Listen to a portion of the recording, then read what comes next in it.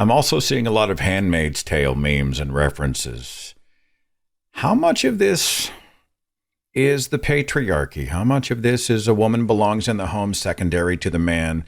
Kind of the Old Testament, New Testament model. It's interesting because I would say the Christian nationalist side and the sort of new right side are both committed to patriarchy, but for different reasons and in different ways.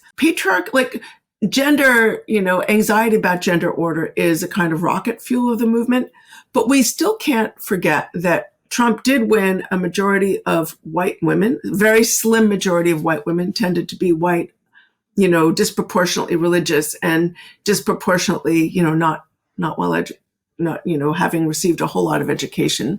So maybe I think it was 53% of white women voted for him. So it's not all patriarchy. It's really hatred of an other. And for some folks, that was, for some of the people in the manosphere, a lot of it is women. But for other sectors of that supported Trump, it's hatred of a different kind of an other, right? Whether it's focusing hatred on the elites, as they've been led to believe, or immigrants, or for some, it's, undeserving people of color or whatever.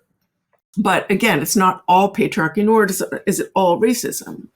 Although patriarchy and racism both play into the movement in different ways. Evangelical women I have run into say the man's the head of the home. I'm a helpmate. He makes the big decisions. So you don't have to be male to serve the patriarchy. That's right? absolutely true. And for people who are raised in that movement, it's sort of all they know. For also, there's always going to be some subset of women who are willing to trade away their rights and the rights of other women in order to get like head pats from the men in charge, who they've always been taught are the most important people in the room. And that's just very sad, trading away their rights in order to obtain approval or even a right at this, to have a seat at the table of power.